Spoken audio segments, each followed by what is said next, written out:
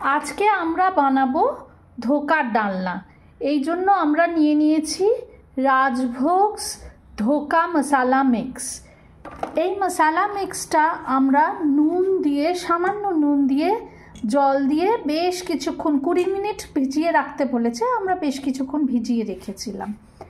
এইবার আমরা ফ্রাইং প্যানে তেল দিয়ে নিয়েছি, দিয়ে এই যে ভিজিয়ে রাখা ব্যাটারটা আছে এইটা আমরা ভালো করে ভেজে নেব।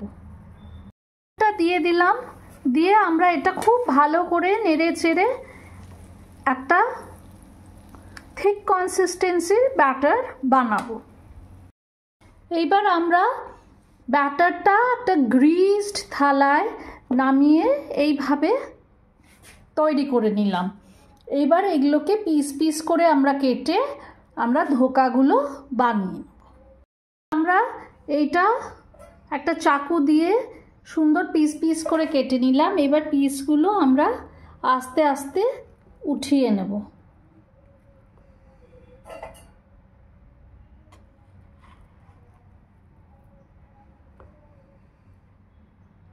এইভাবে আস্তে আস্তে পিসেসগুলো আমরা উঠিয়ে নেব। এবার আমরা এইরকম পিস পিস করে সমস্ত ধোকাগুলো কেটে নিয়েছি। এবার আমরা ফ্রাইং প্যান গরম করে আবার সর্ষের তেল দিয়ে নেব, দিয়ে এক একটা পিস সুন্দর করে লাল করে ভেজে তুলব। এর জন্য আমরা ইউজ করছি মশাল সর্ষের তেল। তেল সুন্দর করে গরম হয়ে গেলে আমরা একটা একটা করে এই পিসেসগুলো ধোকা ভেজে তুলে রাখবো।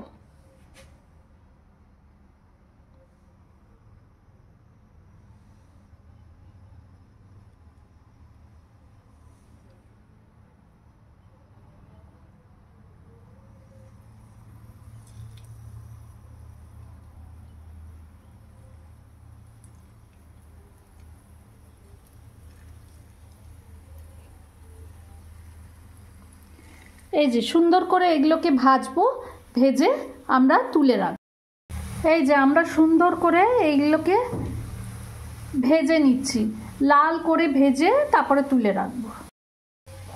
আমরা ধোকাগুলো কি সুন্দর করে লাল করে ভেজে তুলেছি, আরও ভাজা হতে থাক। ততক্ষণে আমরা গ্রেভিটার জন্য একটু মশলা বানিয়ে নেব। নিলাম পেঁয়াজ, নিয়েছি অল্প শুকনো লঙ্কা, বেশ খানিকটা আদা,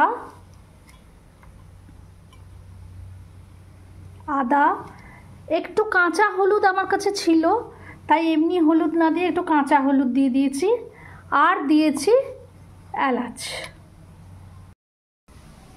এবার দিয়ে দিলাম খানিকটা টমেটো। এই মশলাটা আমরা সুন্দর করে বেটে নেব। এবার আমরা যেই পাত্রে ভাজলাম ওই পাত্রটা চেঞ্জ করে আর একটা কড়াই নিয়ে নিলাম। এবার এতে আমরা অল্প তেল দেব।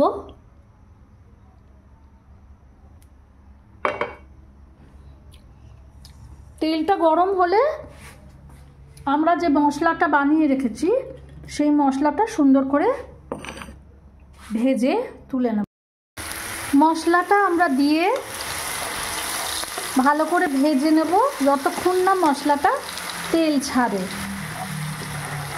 এর মধ্যে দিয়েছি পেঁয়াজ, আদা, হলুদের একটা টুকরো, শুকনো লঙ্কা। এবার আমরা দেব এর মধ্যে অল্প নুন, যাতে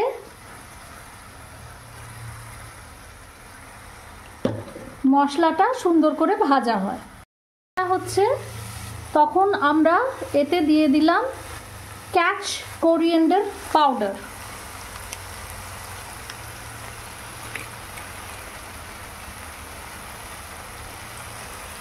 যেমন বললাম অল্প নুন, তাহলে নুনটা মশলার সঙ্গে ভালোভাবে কুক হয়ে যাবে। দিয়ে মশলাটা আরও ভালো করে ভেজে নেব।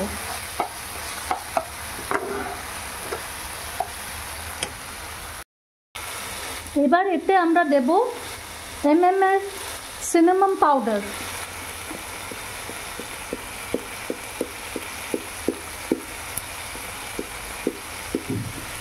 সিনামন পাউডার দিয়ে দিলাম বেশ খানিকটা, এতে টেস্টটা এনহ্যান্স হয়। খুব সুন্দর করে ঝোলটা গ্রেভিটা তৈরি হয়ে গেছে। এবার গ্রেভিটা একটু ফুটে গেলে আমরা এতে যেগুলো ভেজে রেখেছি ধোকাগুলো, এগুলো এর মধ্যে দিয়ে দেবো। অল্প ঘি আর অল্প গরম মশলা দিয়ে রান্নাটা আমরা কমপ্লিট করব। আমাদের ধোকাগুলো এর মধ্যে দিয়ে দিয়েছি, এটা ফুটতে থাকছে ঝোলটা। এবার আমরা রান্নাটা কমপ্লিট করব 1 চামচ ঘি দিয়ে। এর জন্য আমরা ইউজ করেছি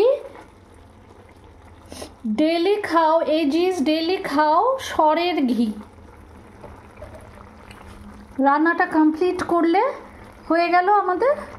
ঘি দিয়ে গরম মশলা দিয়েছি অল্প, আমাদের ধোকার ডালনা একেবারে তৈরি।